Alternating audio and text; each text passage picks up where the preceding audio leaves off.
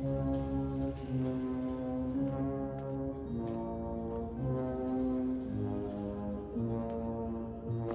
to have your clip featured in the Skyrim Clip of the Week? Simply record the clip on your Xbox and then send it to me via message. My gamertag is iRyeni, that's IRYENI, and you can message it to me over Xbox and I'll be able to view it. I look forward to seeing the clips that you guys send me. Now moving on to the video.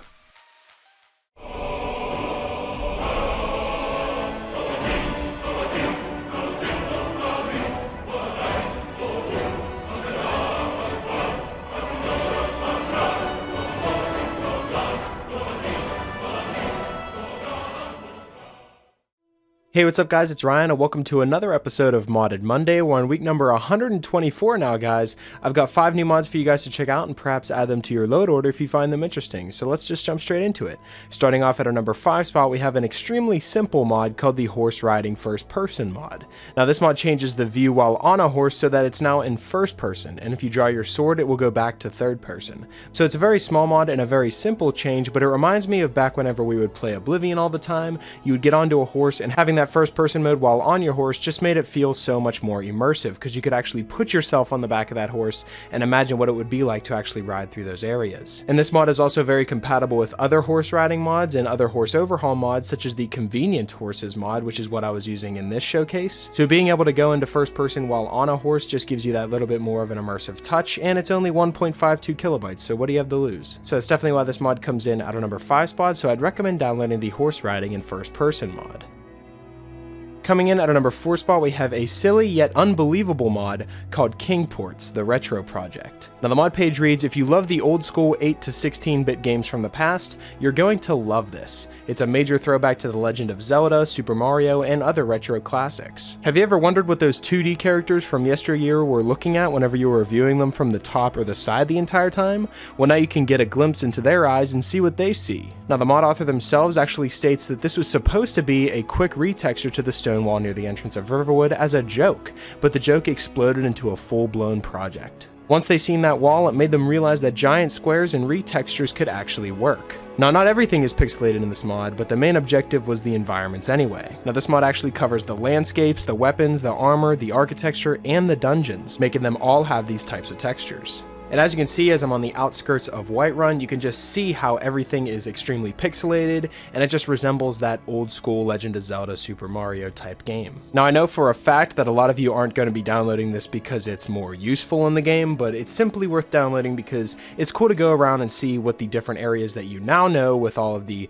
super graphical overhauls that you use, all the graphics pack, all the landscape overhauls. It's cool to just stop and see how bad they can get as opposed to how good they can get, and just seeing it from a different type of aspect. You see 2 different types of mods. You have the ones that are practical and the ones that you can actually use for your benefits, and then the other ones that you can check out just to see the silly world, or just to see how everything would be if it was put at a certain texture. And that's what I really like about this mod, and that's why it comes in at our number 4 spot. So I'd recommend downloading the Retro Project and see what Skyrim would be like if we still lived in this old school world.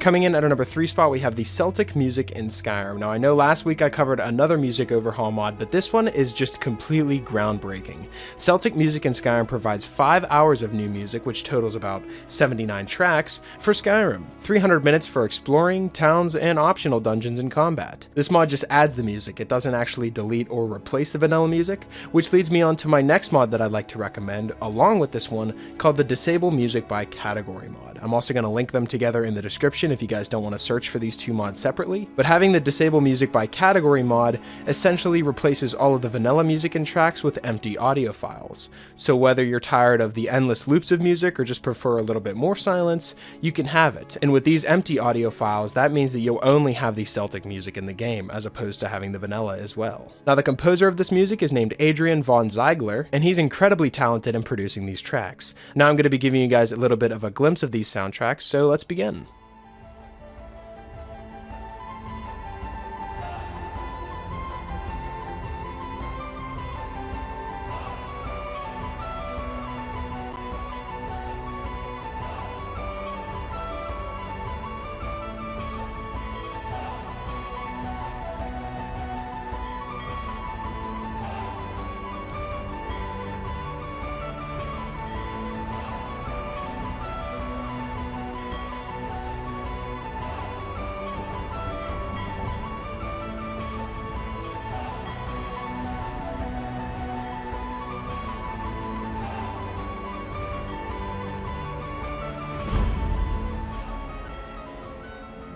So with these two mods combined, the Disable Music by Category and the Celtic Music in Skyrim mod, it'll make for the most unique and immersive experience whenever it comes to the music, and you won't actually have the vanilla as well. If you've been playing Skyrim for a long time, maybe it's time that you switched over to some different music for now, just to give the old ones a rest, and having the Celtic Music in Skyrim mod will allow that to be possible, allowing you to experience Skyrim with 5 hours of brand new music. And that's definitely why this mod comes in at our number 3 spot, so I'd strongly recommend downloading the Celtic Music in Skyrim mod. Coming in at our number 2 spot, we have the new Artifacts mod. Now the mod page reads that after countless playthroughs and hundreds if not thousands of hours playing Skyrim, I found that many of the artifacts, including the Daedric, were at best interesting. They lacked the unique enchantments that makes an artifact, so they wished to change that. And after many ideas and weeks of modding, we introduce to you new artifacts. With 35 individual artifacts, all with their own unique effects, all with an unmarked side quest leading you to journey across Skyrim to find some of the most powerful known artifacts, and most of these artifacts have a unique model and retexture. Now this mod is also going to be continuously updated to bring you more artifacts and more tweaks as the mod progresses. Now as you can see, I am showcasing some of the artifacts that can be found, but if you don't want to go looking for all of the artifacts, then you can just simply go to the Dragon's Reach Great Porch, and there should be a chest by the table all the way at the end that has all of the artifacts featured here. Now this enhances what may be your most favorite part about Skyrim. Whenever you're going through caves or exploring unmarked territories, you want to be able to find something at the end, or after doing a bunch of different puzzles. Say you're going through a cave that has a bunch of puzzles that you have to solve and a bunch of enemies to fight, and you finally make it to the end and you get through that boss battle, and all you get at that end chest is a steel warhammer. Not anymore. You're going to have a bunch of different artifacts that are going to be unique and thrown into the game with unmarked side quests that lead you in journeys all throughout the realm. And most of these artifacts won't just have a unique name, they'll actually have a unique texture as well. So you won't just have a Daedric mace that looks like every other Daedric mace that just has a unique name. You'll have something that is very, very unique, and there's only one of in the game, and you can only find in a specific location. That's why this mod comes in at 280 megabytes, because they had to texture all of these by hand and make them extremely different into the game, while also adding them to the leveled lists. So if you have the space, this mod is definitely worth downloading, and it's definitely worthy of our number 2 spot, so I'd recommend downloading the new Artifacts mod. Coming in at our number 1 spot, we have the Scandinavian Seasons mod. Now the mod page reads that the Scandinavian Seasons mod is a complete weather mod that recreates the typical Scandinavian weather, along with the classic vanilla weathers that have all been revisited, and many other custom weathers that have been created to fit into the seasonal feature. This means that there's more variety and unique weather situations for every season. The features of this mod include a season system that will follow the internal calendar of Skyrim every season, and will be very different from another. There's winter, spring, summer, and autumn.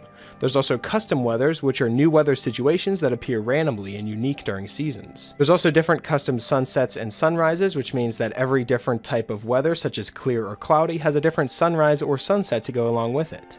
There's different reflection color during sunrises and sunsets on the ground, and custom unique sounds. There's a new variety of sounds for storms, thunder, and wind. They also have realistic clouds that create a realistic sky with northern clouds, and volumetric mist. There's also distant rain and daylights, which is actually extremely interesting. The daylight days mean that some days have a stronger light as opposed to others, and you can tell the difference from moving from a dark spot to a light one.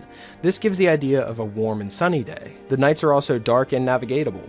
It would be possible to move during the nighttime and have a complete visual of what's around you. Fog has also been completely redone and is now strong and thick, but will leave a good visual of the scenery. This mod also enhances colors to be a lot more realistic. You can start the seasonal features by going to sleep after you install the mod. Once you wake up, you'll receive a message at the top left corner of your screen of what month you're in, and from there on out, the seasons will continue. I find this mod to be incredibly useful, and if you're looking for that immersive season experience, then this is definitely the best one that Xbox has to offer. And that's definitely why Scandinavian Seasons comes in at our number 1 spot, so I'd strongly recommend downloading it. So that's pretty much it for this week's episode of the top 5 Skyrim mods of the week. Hopefully you guys did enjoy, and if you did, I'd appreciate it if you left a like and subscribe if you're new. It really helps me out a lot. And if you have any suggestions for mods you'd like me to cover in future top 5 mod episodes, be sure to let me know in the comment section below, or you can follow me on Twitter. I'll be sure to leave my Twitter in the description, and you guys can follow me on there and leave me suggestions to there as well. Special shout out to my Patreon supporter. Thank you so much for everything that you've done for me. And yeah, that's pretty much it. Hopefully you guys did enjoy, and I will talk to you guys later.